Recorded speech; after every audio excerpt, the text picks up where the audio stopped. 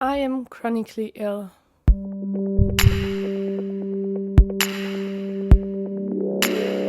Hi, welcome to a new video. I'm the Autistic Artist, and today I want to talk about something that I learned gradually this year and the year before, and something that brewed in me that I kind of needed to get to terms with. Okay, where do I start? I knew I was autistic, and I know this is a lifelong thing. I call it a disability. I don't really think it's a disease per se. It does come with some struggles and genetic problems in some people, not necessarily in all. I think under the right conditions, some people that are autistic are just living a happy life. But not me. It's hard because I don't want to say like autism is a bad thing. Like there are genetic things, genetic problems. Normal human beings have too, so it's just a different thing. And most of the problems autistic people have are because the world isn't built for them. The world right now, at least. And I don't want to make it sound like if you are autistic, you are sick in some other way. But for me, autism is connected to genetic problems. Autism is probably, I haven't made a gene test, but I have at least 2 other people in my family who are also autistic, so it seems connected. I read a lot about autism, of course, and figured out that there is a genetic problem that one can have that is connected to autism, or is the percentage of people having this is higher in autistic people. Let's say it like that. So everything started with me like getting into med school and realizing that some of the things I had are connected to autism, or I learned through having autism that some of the things I have are chronic problems, like nerve pain. I knew this at first. I never connected it to anything, but then I got my autism diagnosis and read that you can have nerve pain if you're autistic. And so things made sense till this point. Gradually, after like going more into med school and reading more about autism, I thought about something called mast cell activation syndrome. It's definitely chronic because it's longer than 1 year, and like the criteria definitely fulfilled. But at that point, I wouldn't have called me chronically sick. Just something that I felt like needed to be worse. So if it's like that easy, it can't be a chronic disease. Mast cell activation syndrome is a problem with your mast cells that are cells of the universe, I would have said now. That are cells of the immune system, and they throw out stuff triggered by usual things. It can be anything. Like you can get allergic to anything. You've not been allergic to it till now, and then suddenly you are like having an anaphylactic shock. It doesn't have to be this extreme. Fortunately, I didn't have one till now, but I now have an EpiPen just to be sure. I do know people who really struggle with having like different smells in the air, like a perfume, and they suddenly get an anaphylactic shock. Like it can be extreme. To me, it's not that much like breathing problems or like anaphylactic problems. I have a ton of mast cells in my stomach, and that's the way I got it diagnosed, is through a like colonoscopy, which is an amazing experience. Trust me, the stuff you have to drink, oh my god, I can't taste something that like is a little bit salty and sweet anymore, and if it comes close to that combination, I feel so sick. I don't recommend that at all. But colonoscopies are a very important thing, so I do recommend getting it. Like, you'll survive. It's just a very great experience the day before. Anyway, they found a ton of mast cells in my bowel, which can act out for like different food. I also have a histamine intolerance. So if my body sends out even more histamine, then yay. Histamine is something that like is connected to allergic reactions. And it can lead to stomach pain, like bloating, everything. Amazing. Trust. I sometimes have like so stomach pain so bad. Like one time I ended up in hospital because of it. This time it was like because I got like urinary tract infection, and that triggered them so bad that like I couldn't even breathe during the hard pain moments. And it can come with more allergic reactions, like I'm super allergic to like dust, and unfortunately to some animals and some spores and a ton more, especially like green stuff. It's like I'm allergic to something the whole year round.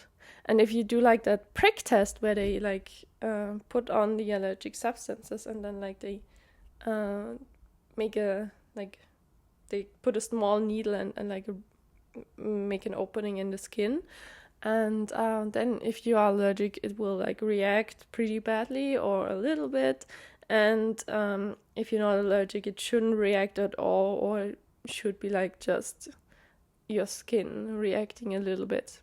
If I do this test, then basically everything is red and gigantic and itchy, and I'm on 3 antihistaminic pills, and still I react pretty badly. So even though I'm like on a high dosage, I still suffer from all the allergies I have.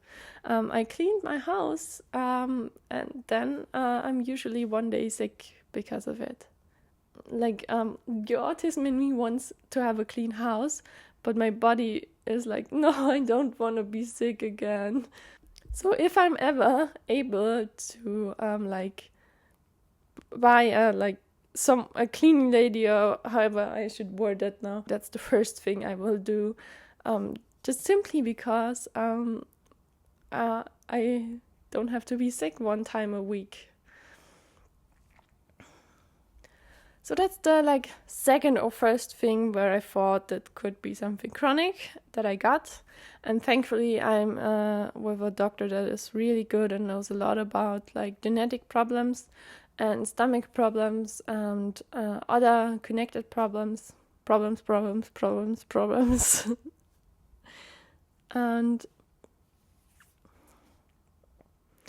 And I feel really cared for, so I'm on some meds for this, and it got easier, but like still the sick thing is still there. I probably would have reacted far worse to cleaning or to just being in my house than I do now. So with that doctor, we figured out some more stuff, unfortunately. We knew about the nerve pain, the autism, the like ADHD came, like ADD and no H, but ADD. I got an ADD diagnosis. Probably will make a bigger video about that too. So we knew of those 4 things by now, and like anxiety, depression, stuff like that. The next thing we talked about was my stomach having problems like digesting. I got more stomach pains. I felt sick a lot of the time, like almost all the time, and I got digestive problems even more than before, and that's something that I knew before, but not that bad. And when we first heard of this problem, like digestive problems from top to bottom, my doctor decided to make a test where you ingest 6 pills that have smaller pills inside of them that are like a little radioactive. So you have 10 pills in one pill, and you take one of the big pills per day, 6 days. And on the 7th day, you make an X-ray, and you can see every single one of those 60 pills. And then there's an amount of pills that can be still in your bowel, and pills that should have gone already. And with these amounts, you can calculate like a digesting rate, kind of. And for me, that digestive rate was easy to calculate because all 60 were still inside of me. Really bad digestive problems, which can have a lot of names like slow bowel, lazy bowel, and what we decided to do was that while this period of like finding out about this problem, I also got another diagnosis, which is POTS, postural orthostatic tachycardia syndrome. Also something that I like always when I heard about it was like, I feel similar, but never thought like I couldn't be chronically ill. The other people are so much worse. That's not my problem. I just have like a little bit of problems, a little bit of a disease. That's not that important. You can't call it chronically ill. But I made the test where you like lay down and measure your like blood pressure, and you stand up, measure your blood pressure, and then you lay down and measure your blood pressure. Like not just 3 times, like 10 times laying down, 10 times standing up, 10 times laying down, with like 1 minute in between. And you also measure the pulse, and with that you can like calculate how much your pulse and blood pressure changed and in which way.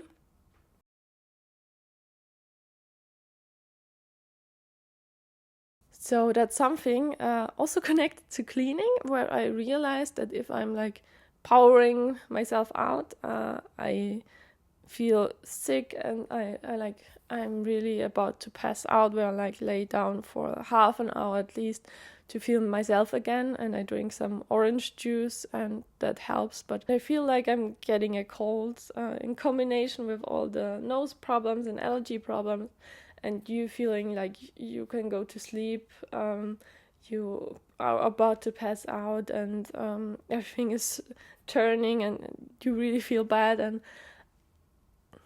that's something I thought was normal, or just because of autism problems. And every time I talked to someone, they were like, "You're just too lazy to clean." So I felt like I'm like overreacting, and I just need to power through, which made it worse, of course. So now I got the POTS, the muscle activation syndrome, the nerve pain, and a little bit of flexible joints, and what we are now calling kind of gastroparesis. Those are 5 things that are connected to a disease, a genetic disease that's called Ehlers-Danlos syndrome. And Ehlers-Danlos syndrome is something that's happening more in autistic people. So we have the autism and the 5 symptoms that are kind of standing for Ehlers-Danlos. So my doctors are pretty sure I got this disease. Ehlers-Danlos also comes like with flexible joints, and some people can really like move their skin out. You see, I can't do that much. I'm not as flexible and can like not move myself too much, but that's not necessarily something that has to be. There are a ton of different types of Ehlers-Danlos, and some come with like not flexible stuff, but not that much. I can't like touch it, but almost. Mine is probably something more of the like inner organs, a problem with the digestive system, and with the circulation and everything.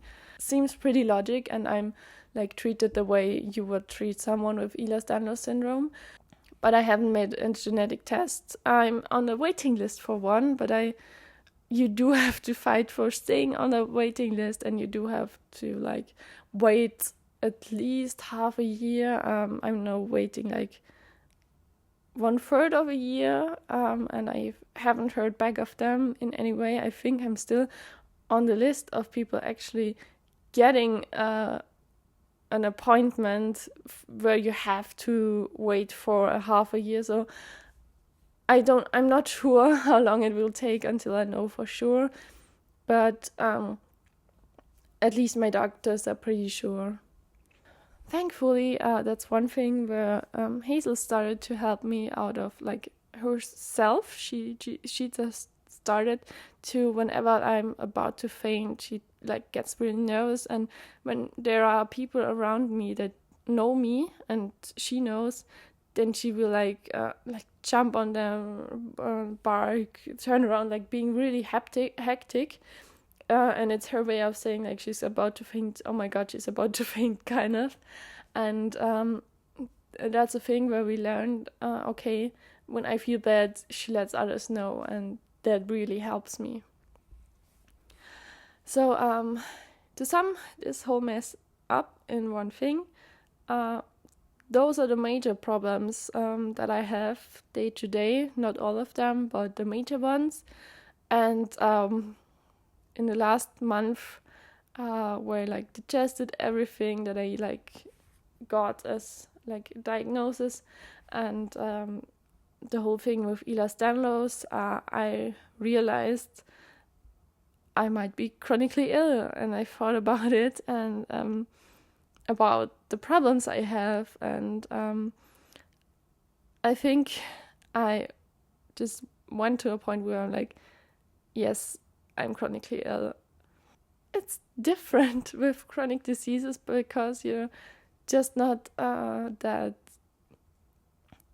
because you're just kind of like relieved when you get these diagnoses, because you have the problems already, and then you have the word, like it's with the label situation, and you know, like a strategy, as you know, like labels, I already talked about it in a video. When you finally come to the conclusion, yes, I'm actually disabled and chronically ill, you have like the grief of the whole thing, like I'm not going to be healthy anytime soon. I don't know if I will ever be healthy again, or if it's like the genetic problem that's with me for the whole of my life. And you have like, after every diagnosis, I panically researched the survival span, like the lifespan, and thankfully it can be normal for all the things I have, and some things can go away, like the POTS can go away, but I know a lot of creators who are probably going to have it for the whole life. And I remember having like circulation problems when I was a teenager, and I think it's something I will bring with me my whole life, will have my whole life. That took some grieving, and I'm still grieving it, but I'm also relieved that I know what's going on. So I'm here for longer. Yeah, great. You know, my problems with like death and dying, where I was so scared and where I got anxiety problems, and it's better now, definitely better, with winter coming and days being so dull and not like having like real daylight. It gets worse, and I have some episodes where my brain is like, yeah, there's something new, and that's something scary again, even though I like worked through so much. Yeah, that's just something I have to learn and deal with in a better way. Now I know more, and now I feel better, and it will be okay, and I will be okay. I'm okay. I have my wonderful assistance dog. I have my boyfriend supporting me. Yeah, and I'm feeling a sense of community thanks to social media. It's just something I am now finally ready to talk about, and yeah. And that's it for today's video. It was an honest one. I don't know what to say. Like, maybe it helps someone else realize, or like start the grieving process or coming to the realization, wait, I'm chronically ill, getting the help that they need and stuff like that. Yeah, I wish you a wonderful rest of your day, night, whatever, and I hope we will see each other in the next one. Bye.